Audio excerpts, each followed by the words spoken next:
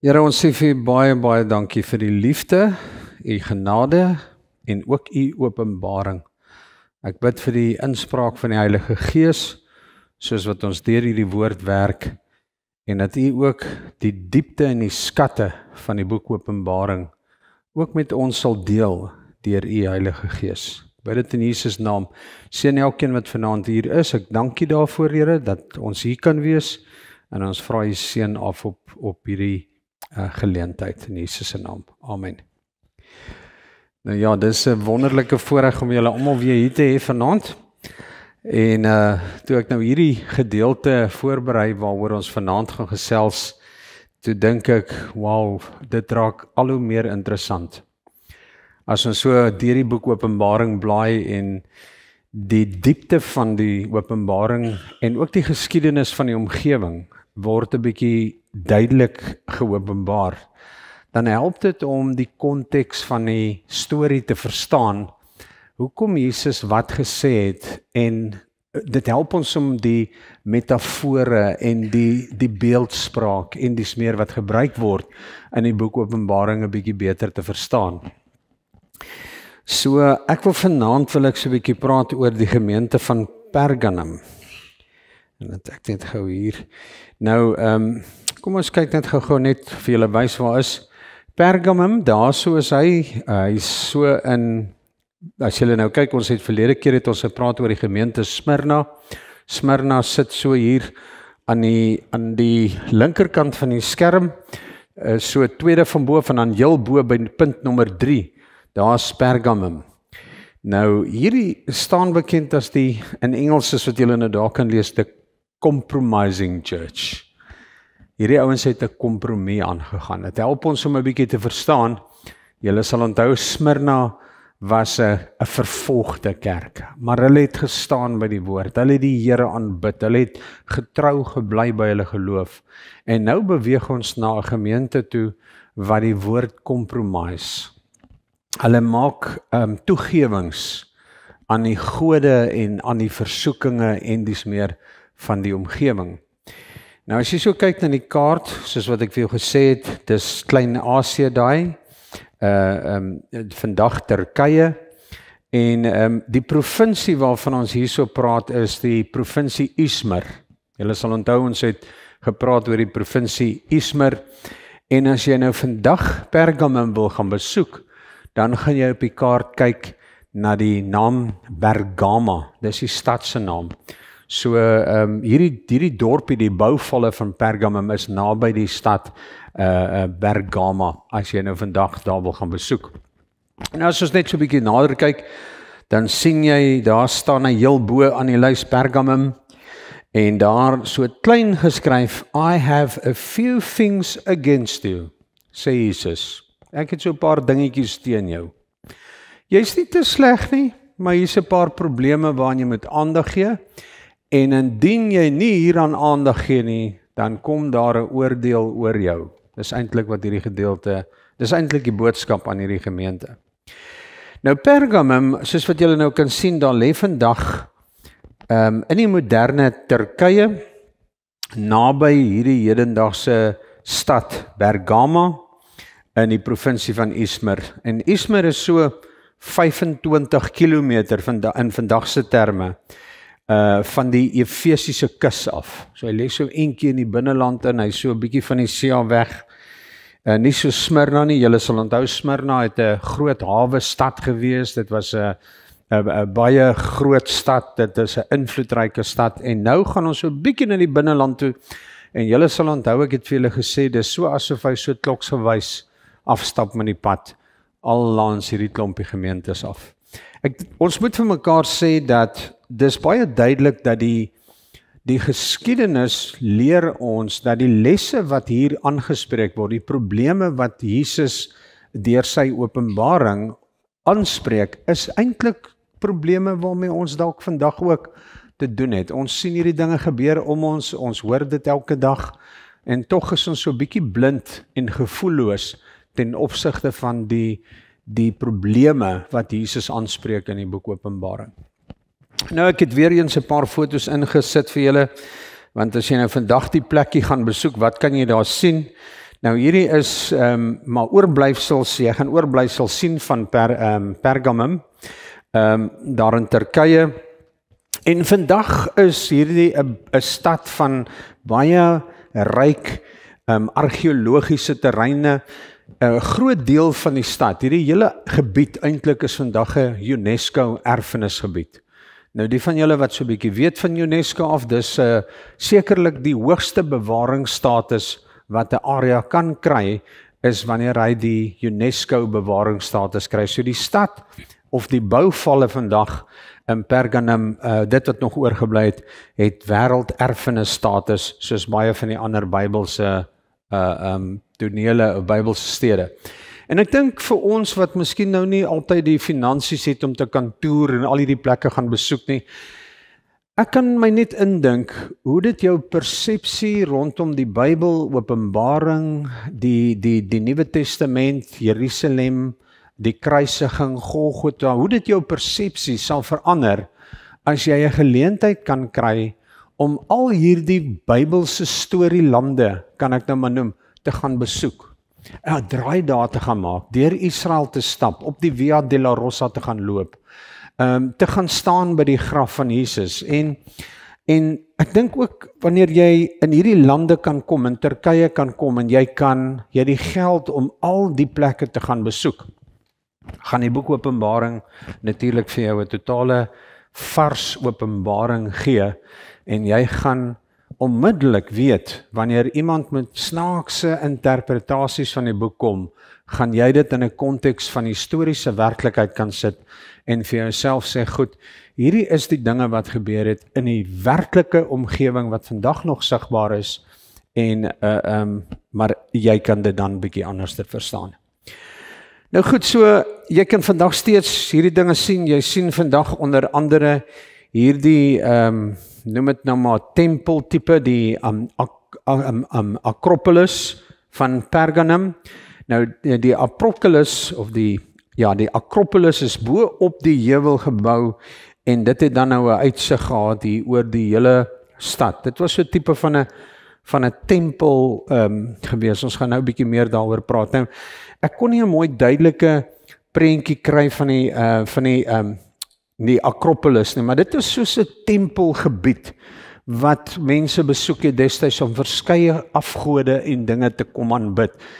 En ek wil hê julle moet 'n gedagte hou dat Jesus verwys na hierdie plek as die blyplek van Satan. Hy verwys daarna as die blyplek van Satan. Hy sê dit ook so in Openbaring. Ek gaan dit nou vir jou daar lees.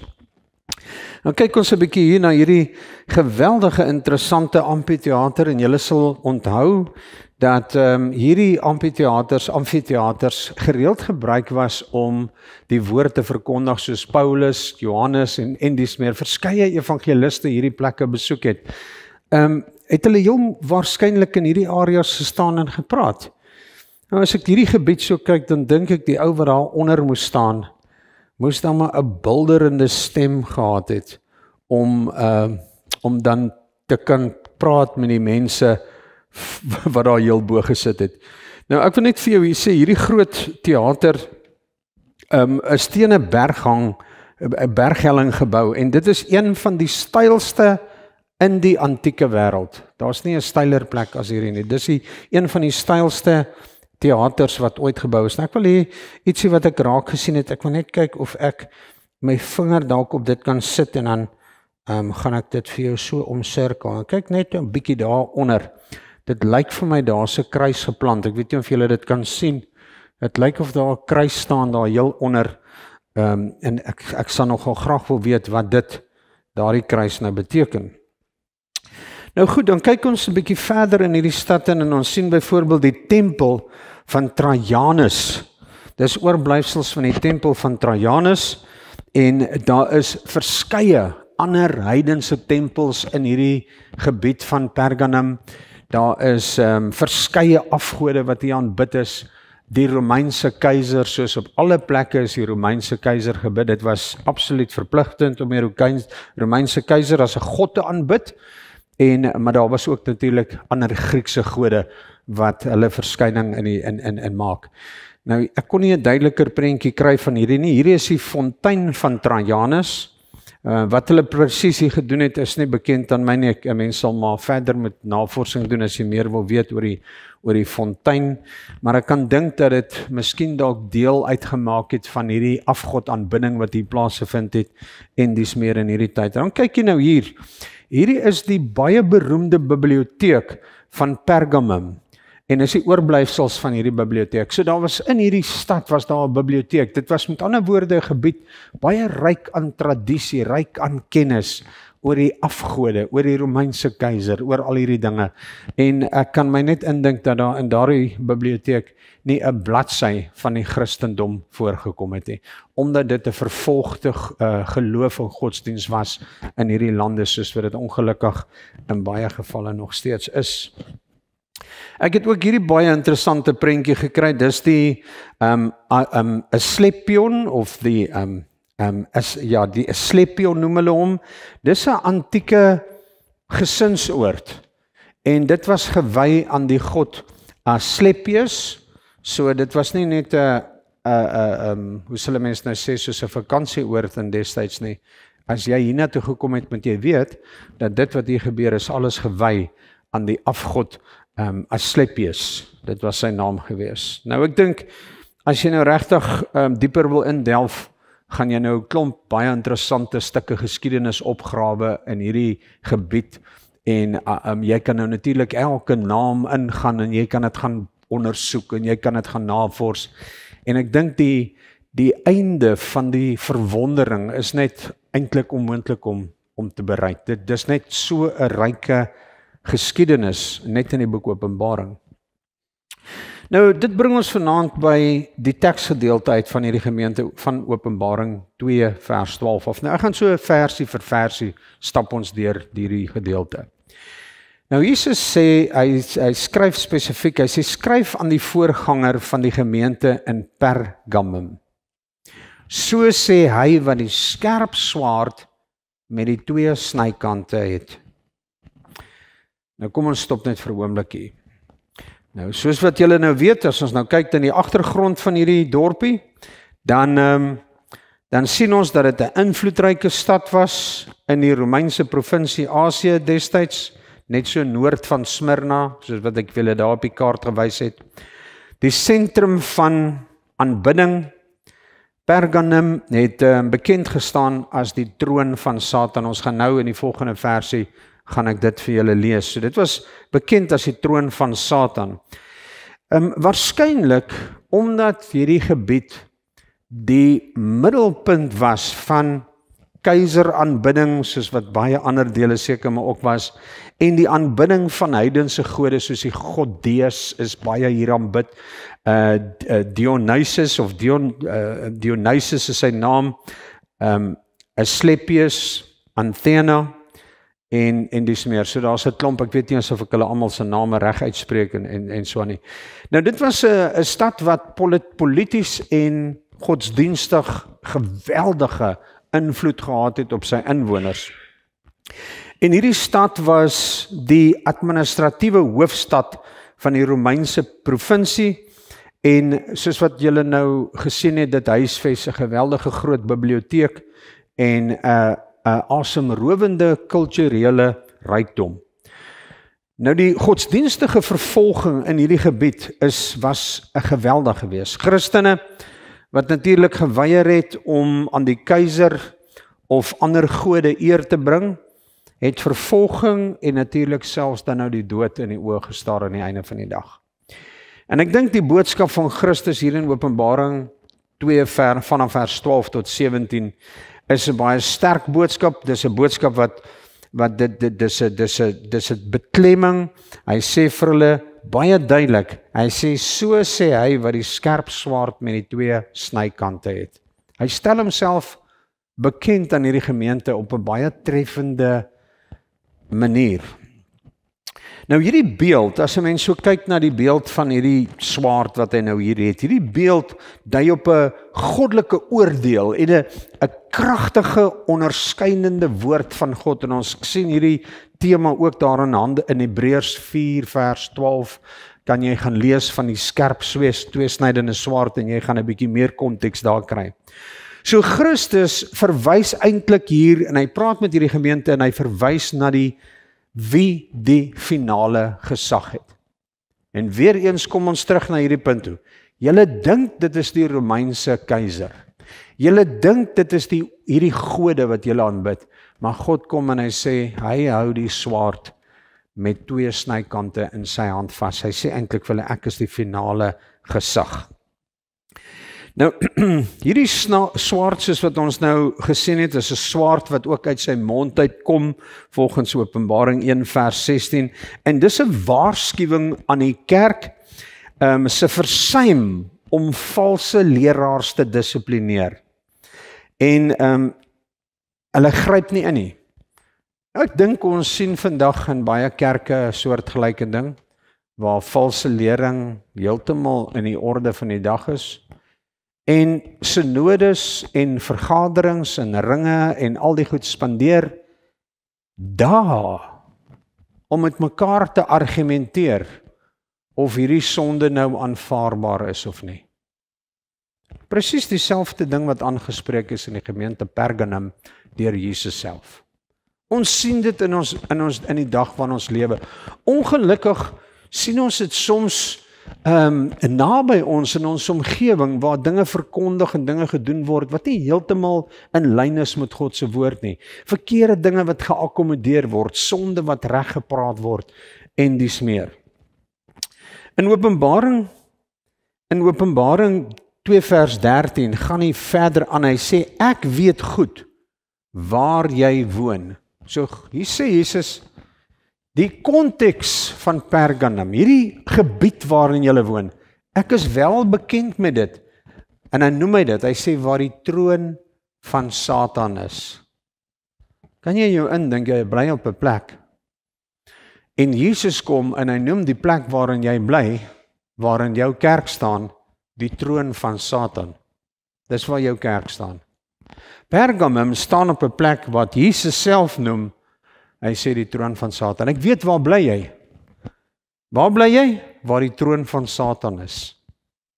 Nou, ons gaan nou 'n bietjie verder praat oor dit. Nou sê hy verder, hy sê, tog het jy lojaal aan my gebly, en nie die vertroue in my afgesweer nie, veral gedurende die tyd, toe Antipas, my betroubare getuie, daar by julle, waar Satan woon, doodgemaak is. Nou kom ek verduidelik vir jou wat gebeur hier. In die eerste plek, Jesus erken dat die mense is in hierdie gemeente, hulle is standvastig, hulle is selfs te midde van al die sataniese invloede wat hulle beleef in hierdie stad, is daar tog mense wat te midde van hierdie demoniese aktiwiteite standvastig bly. En dan kom hy en hy noem hierdie persoon se naam, Antipas. En as julle so 'n bietjie terugrol in ons Bybelstudie, dan gaan julle agterkom dat Jesus na homself verwys het as 'n betroubare getuie. En hier kom Jesus en by monde van sy eie uitspraak noem hy vir Antipas 'n betroubare getuie. Nou wie was Antipas?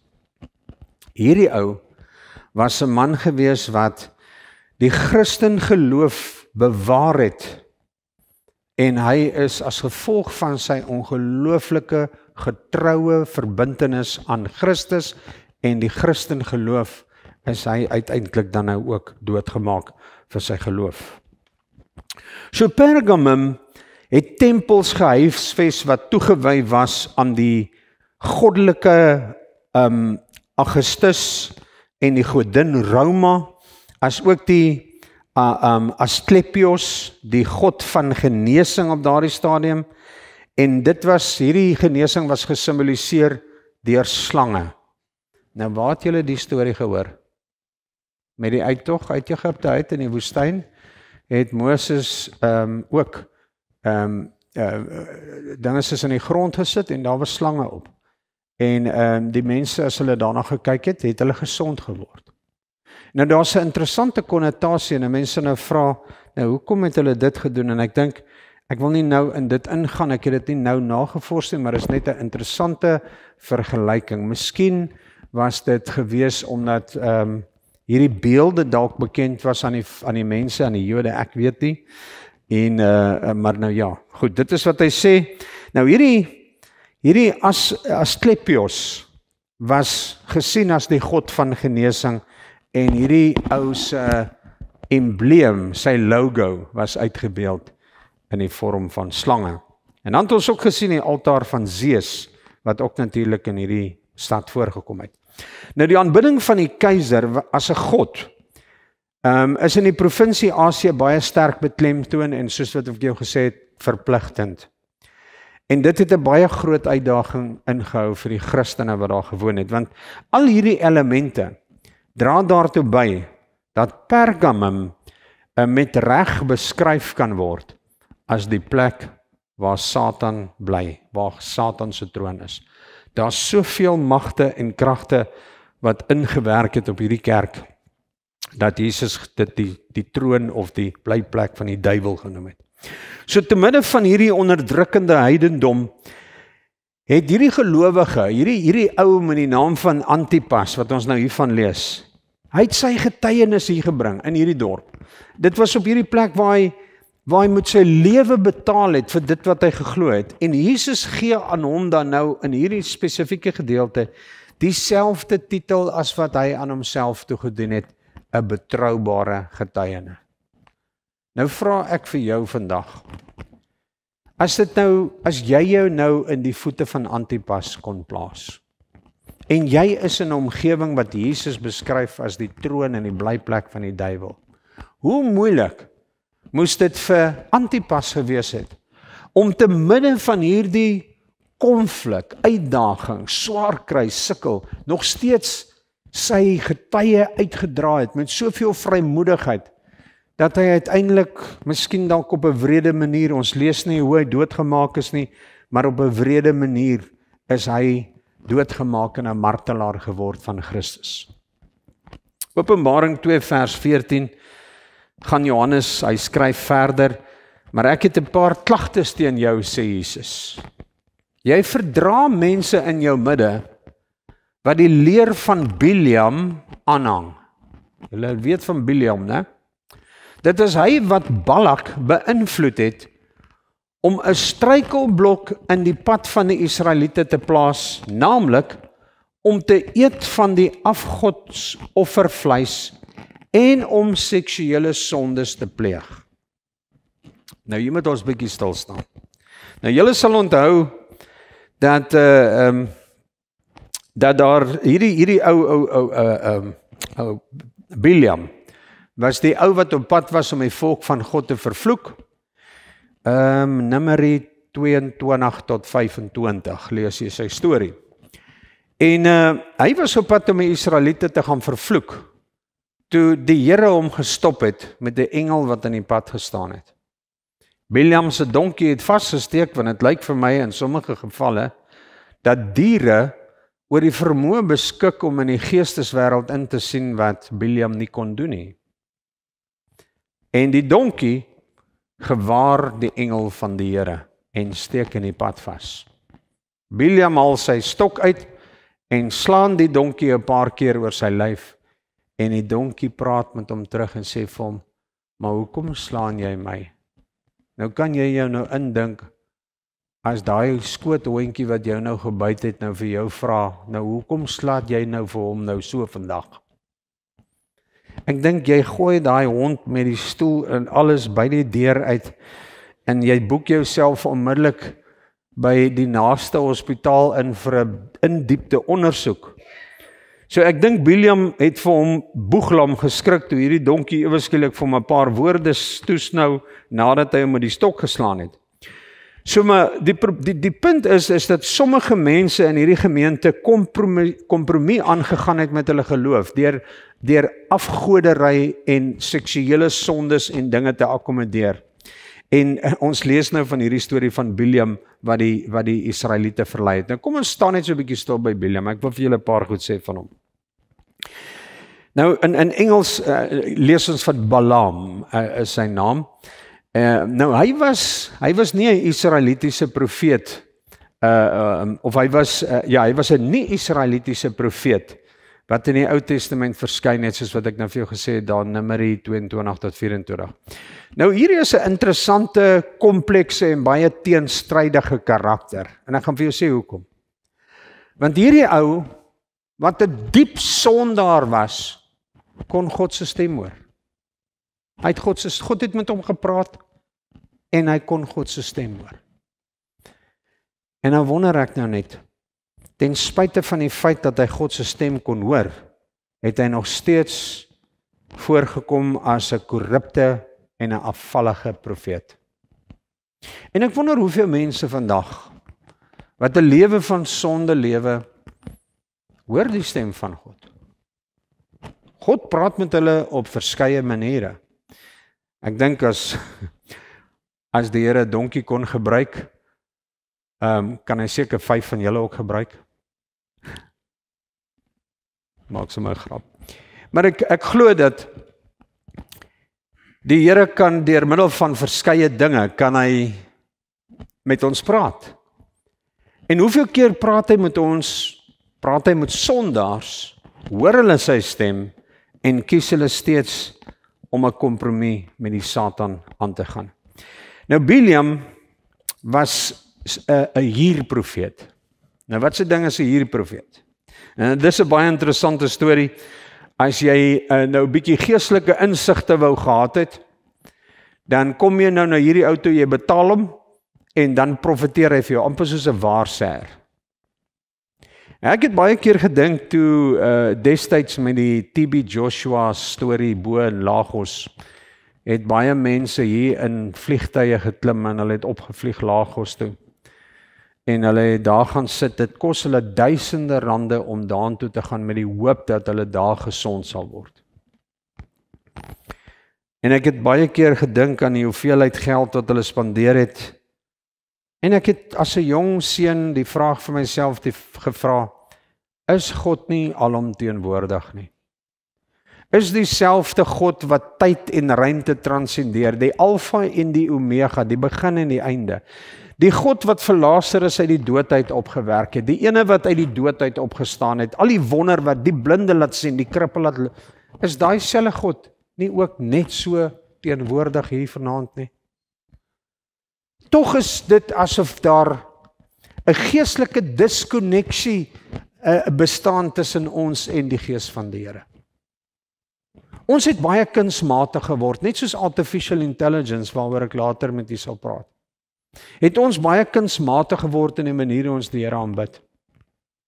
Ons soek sekere dinge, hulle moet presies wees soos wat ons dit verwag, en as iemand ons kwaad maak deur nie vir ons te gee wat ons wil hê nie, dan gaan ons na 'n ander kerk toe, pastoor. Ons gaan na 'n ander kerk toe. Moenie vir ons kwaad maak nie.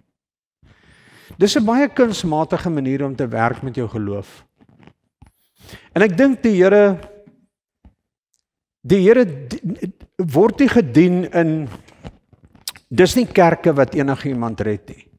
Maar ek wil hê jy moet vanaand hoor wat ek vir jou sê wanneer ek praat van die kunsmatige manier van hoe ons God aanbid.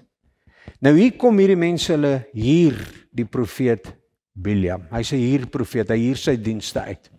So as jy 'n woordjie wil hê, dan nooi jy hom en jy gee hom 'n paar randjies of wat se geldeenheid hy ook al ontvang het, en dan sê hy vir jou al die dinge wat jy wil hoor, en dan stuur jy hom weer weg, en as jy weer in die moeilikheid is, dan vra jy hom om weer om draai te kom maak.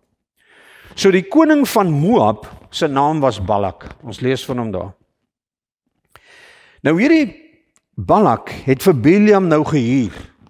Hy sê vir hom, ek gee vir jou nou 'n goeie som geld, maar wat jy nou moet doen, is jy gaan nou daar na die volk Israel toe. En dan gaan vervloek jy hulle, dat die see hulle nie kan afwas nie.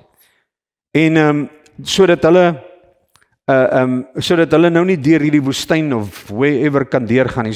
So Bileam het nou hierdie taak, hy's betaal, hy's 'n hierprofeet, en dan gaan hy met hierdie doel. En dan op pad soontoe het God met hom gepraat en beveel hom om nie die volk te vervloek nie.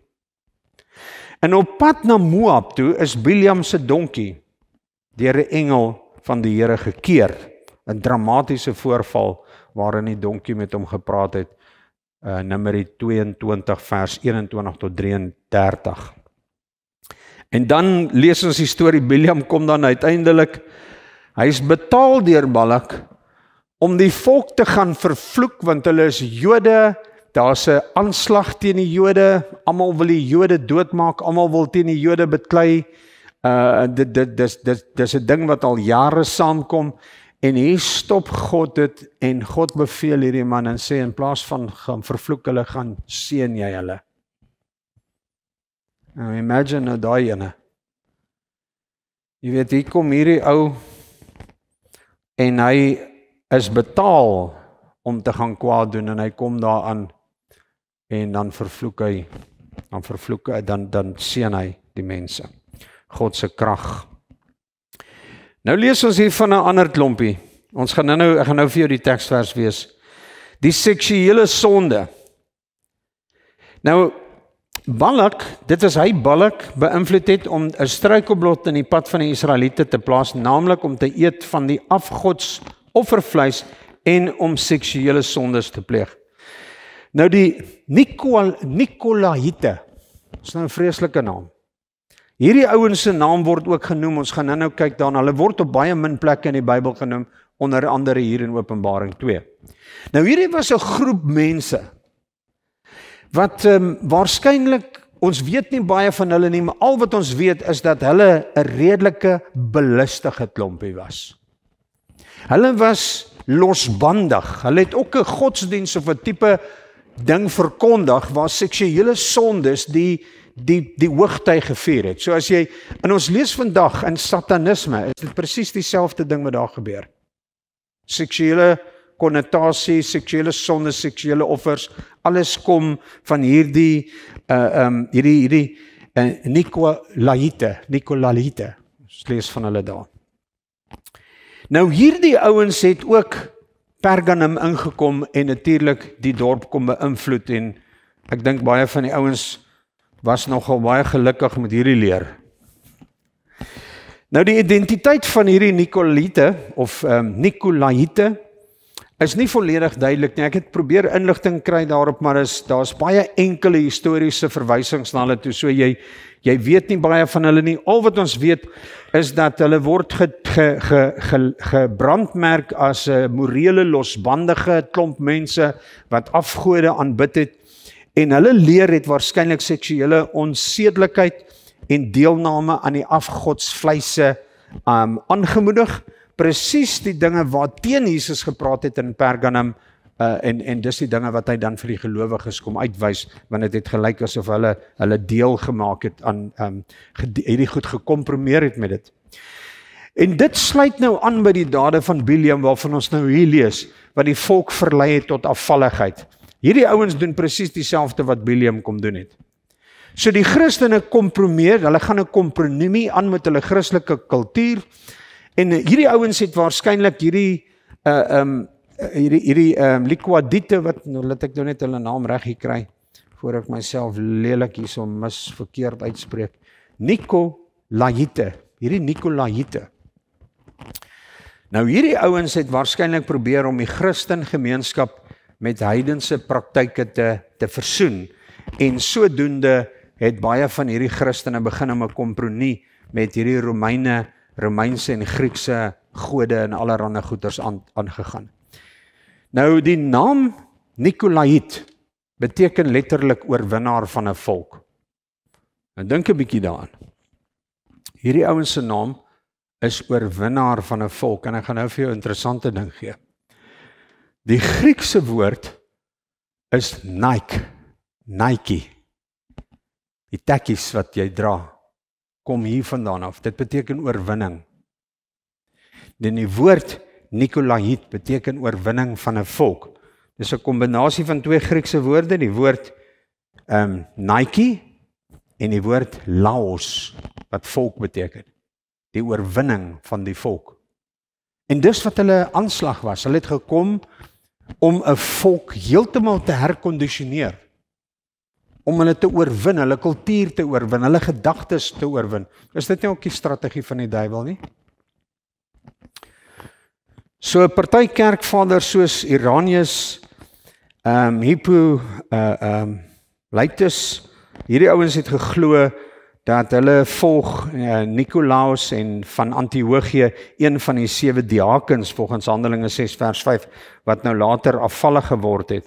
Maar daar's nie direkte Bybelse verwysings daarby nie. Ek weet ek gaan nou 'n bietjie ver in die geskiedenis in, maar ek dink dis interessant om van kennis te neem. Openbaring 2 vers 15 lees, net so is daar in jou geleedere ook aanhangers van die leer van die Nikolaïte, wat ook so optree. Nou lees ons van hulle. En is van die min plekke in die Bybel waar ons van hulle lees. En soos wat ek nou vir jou vertel het, terwyl die Israeliete nou deur die woestyn getrek het die profeet Bileam gekom. Hulle het 'n doel gehad om te verrig. Hulle is gestuur deur God. Daar's 'n doelwit, 'n agenda wat God met die volk gehad het. Bileam kom om alles in die wiele te ry. En dan word die vergelyking met Bileam getref met hierdie Nikolaïte. Hulle doen presies dieselfde ding. God se mense het 'n doel, die kerk het 'n doel. Hierdie ouens kom van die kant af in met allerlei snaakse gode, onder andere die seksuele afwykings en die seksuele sondes. Nou ek hoef nie vir jou vandag te sê, as jy so kyk oor die wêreld heen, al die seksuele afwykings wat daar vandag is net skrikwekkend. En ek wonder, tot watter mate hierdie demoniese geeste wat betrokke was hier, nie maar die wêreld oorgeneem het soos vir die tyd verloop het. Alles met een doel voor oë, om die liggaam van Jesus Christus te verpletter nie. Die Here sê in die woord, Efesiërs 5, hy sê, ons stryd is nie teen vlees en bloed nie, maar teen die bose magte in die lig. Onthou net een ding, dat demone is nie tydruimtelik gebonde nie. En ek dink dieselfde invloede wat hier gegeld het, geld net so vandag. Ons het net meer blind geword vir hierdie dinge. Goed, so hierdie Nikolaïte, alhoewel hulle in Efese is hulle teengestaan, die mense het hulle nie daar gesoek nie, het hulle oortuigings van seksuele en geestelike ontrouheid het uiteindelik Pergamum versprei en versprei tot binne in die kerke. Ons voorlaaste versie vir vanaand, kom dan tot inkeer, sê Jesus vir hierdie mense. Hy gee hulle kans. Hy sê, kom dan tot inkeer, anders kom ek baie gou na jou toe, en sal ek teen jou oorlog maak met die skerp swaard van my mond. Met ander woorde, Jesus sê, my woord is soos 'n tweesnydende swaard. My woord sal jou oordeel. Jy sal geoordeel word volgens die woord van my mond. Julle het nou 'n kans om julle sondige pad te draai, julle lewe in orde te kry, regter te draai van hierdie afgode en hierdie kompromie wat julle aangaan, en julle self weer in lyn kry met die wil van God. En as julle dit nie doen nie, dan sal die oordeel van God se woord oor julle kom. Het is baie jammer dat baie kerke vandag goed voel boodskappe preek. Ek preek boodskappe, dit laat voel die mense so geïnspireerd, want pastoor, ons bly al klaar, daar's soveel negativiteit in die land, daar's soveel negativiteit in die wêreld.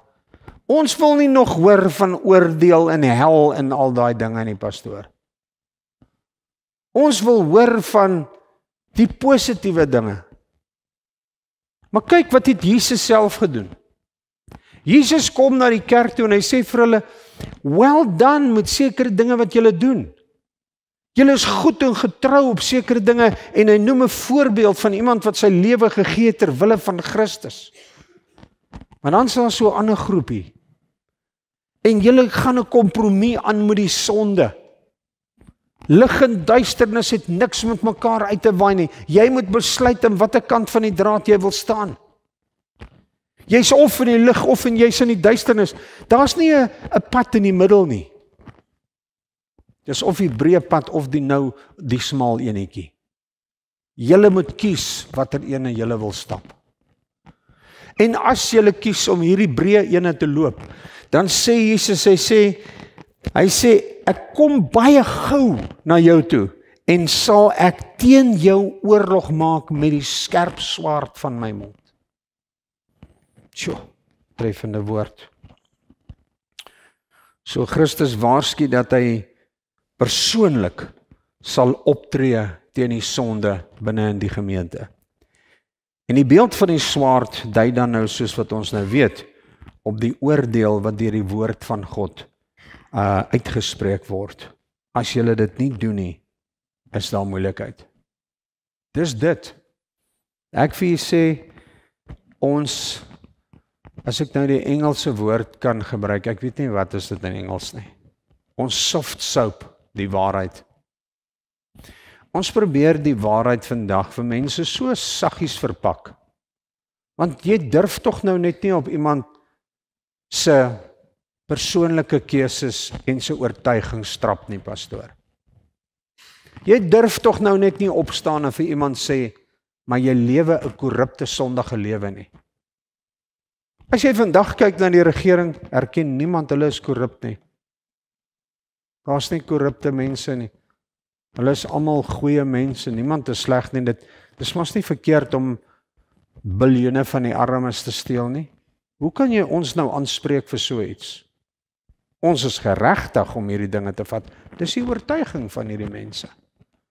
Ons is geregtig om ons eie seksuele identiteit te kies. Ek kan besluit of ek 'n man of 'n vrou is. Ek kan besluit of ek met mans of met vrouens omgang wil hê. Hoe durf jy vir my sê wat ek moet doen? En wat doen ons vandag? Ons spreek nie hierdie dinge direk aan nie. Want net soos in Pergamum en in Klein-Asië destyds word die mense, die kerk van God met 'n boodskap van oordeel en oorwinning en die vergifnis van sonde word vandag bedreig. Ja, hulle sal ons nou dalk nie in die straat gaan verbrand nie, hopelik nie. Maar die kans is baie goed dat hulle jou sal toesluit iewers, of jou beboet, of jy jou werk kan verloor, of jy gebrandmerk word deur die publiek, omdat jy 'n boodskap van die waarheid verkondig. Ons laaste vers. Elkeen wat kan hoor. Hy praat nie net van die ouens nie, hy sê elkeen, dit sluit my en jou in, stem jy saam? Elkeen wat kan hoor, wat hierdie boodskap hoor vanaand, moet luister wat die Gees aan die gemeentes sê. Kom ons stop net vir 'n oomblik daar. Hierdie stelling het nie 'n tydraamwerk aan hom gekoppel nie. Hy sê elkeen wat kan hoor, elkeen wat die boodskap hoor wat aan hierdie gemeente se Gees in Klein-Asië. Hy sê elkeen wat kan hoor moet luister wat die Gees aan die gemeente sê. Hy wil hê ons moet leer. Aan elkeen wat aanhou oorwin, sal ek van die weggesteekte manna gee, as ook wit steentjie. 'n Wit steentjie, ek gaan nou vir jou verduidelik wat dit is. Met 'n nuwe naam opgegraveer. Jy kry 'n wit steentjie met 'n nuwe naam opgegraveer. Dis nogal nice. Wat niemand anders ken nie behalwe die een wat dit ontvang het. Wat beteken dit? Dit beteken daar's 'n belofte aan die oorwinnaars. Dis wat hierdie gedeelte vir ons sê.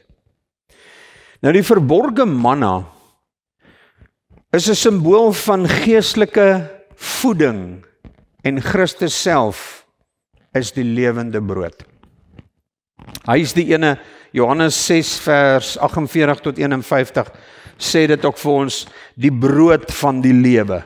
Hy is die brood van die lewe. Ons lees in Matteus, hy sê jy sal van elke woord lewe wat uit die mond van God kom. Hy is die brood van die lewe, sê die woord. En die Here sê hier, hy sê, wanneer jy luister aan elke een wat aanhou, oorwin, as jy elke keer die sonde oorwin, elke keer die teenkanting, hierdie goed wat jou trek, wat jou versoek, waarmee ons kompromie aangaan, hy sê, wanneer jy dit oorwin, sal ek van die weggesteekte manna vir jou gee. En as ook 'n wit steentjie met 'n nuwe naam opgegraveer, wat niemand anders ken nie, behalwe die een wat dit ontvang.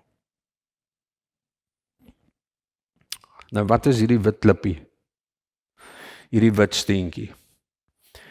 Nou, daar's 'n paar moontlikhede, ek gaan hulle vir jou gee, en dan kan jy 'n bietjie daaroor dink. Nou hierdie wit steentjie is 'n teken van onskuld of vryspraak in 'n regsaak. So as jy skuldig bevind uit destyds en hulle gee vir jou 'n wit steentjie, dan beteken dit jy is nie meer skuldig nie. So as iemand jou voorkeer, dan wys jy net vir hulle jou wit klippie en dan gaan jy. Dis ook 'n persoonlike beloning of 'n nuwe identiteit. Die nuwe naam wys op God se unieke aanvaarding en die roeping van die individu. Nou kom ons kyk net so 'n bietjie hier. Nou die getrouheid in 'n vyandige kultuur wat ons nou hiervan lees. Selfs in 'n stad deurdrenk van afgoderry en politieke druk, kan 'n Christen steeds getrou bly. Want hy die oortuiging van die gees van God in sy hart. Dis anders as 'n afgod, né? En dan sê hy sê, kom ons kyk dan en ons ondersoek hierdie kompromie wat julle aangaan. Die kerk mag dalk getrou lyk op die voorgrond. Maar hy gaan kompromie aan met sonde van binne en is net so gevaarlik soos vervolging van buite. Die kompromie wat die kerk binne in homself aangaan is net so gevaarlik soos die vervolging van die Romeine van buite af en hierdie afgode en hierdie dinge, terwyl hulle in die stad bly waar die duiwel bly. Klink dit bekend in ons algemene daaglikse kultuur? Persoonlike beloning. Christus ken elke gelowige intiem en hy beloon diegene wat getrou bly met geestelike voedsel en 'n nuwe identiteit. Dis wat hierdie wit klippie beteken. Hy gee vir jou 'n nuwe identiteit. Nou soos God vir Israel in die woestyn voedsel voorsien het, gee Christus verborge manna aan die wat oorwin, die wat vervolging verdra en hulle self rein hou van besoedeling volgens, ons kan dit ook lees in Openbaring 12 vers 6 en hoofstuk 14 tot 17. Nou die historiese wit klippie is 'n interessante storie nogal wat aan oorwinnaars gegee het in hierdie Griekse spele.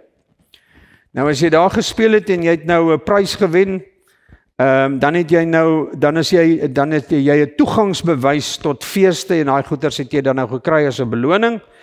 En dan het jy nou so 'n klippie gekry. Soos byvoorbeeld die messiaanse bruilofsmaal is een van die voorbeelde. Dis ook deur regters gebruik in die ou tyd. So om vryspraak te stem. So tydens 'n regse ding wanneer jy dan nou onskuldig bewys is, dan sal jy nou daai klippie ontvang as 'n bewys met jou naam op. Dan sal dit 'n bewys wees dat jy's vrygespreek. En Jesus kom en hy gebruik die beelde wat bekend is aan die mense van daai omgewing. En hy kom koppel 'n nuwe identiteit en hy sê ek sal vir jou 'n wit steentjie gee met 'n nuwe naam opgegraveer wat niemand anders ken nie behalwe die ene wat dit ontvang het.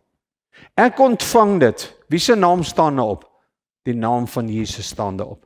Die ander afgode, die Romeine, die ouens wat hierdie afgode aanbid en al die verleidinge, hulle ken nie die naam wat op hierdie klippie staan nie. Maar jy is in besit van hierdie klippie. Jy het die oorwinning. Jy is vrygespreek. Dis wat hierdie klippie sê. Hulle het presies geweet wat dit beteken. Ek en jy moet dit leer.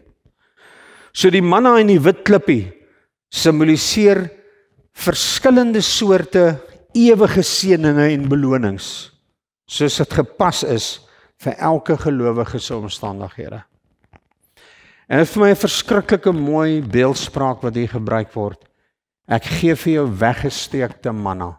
Niemand kan dit kry nie. Niemand het toegang tot dit nie. Ek gee dit vir jou. Ek gee vir jou iets spesiaals, iets wat beskerm is, iets wat bewaar is, iets wat toegevou is. Ek gee dit vir jou. Dit was uit die oë uit. Ander kon dit nie sien nie. Vir ander hulle was blind vir dit gewees. Dit was weggesteekte manne. Dit was altyd daar.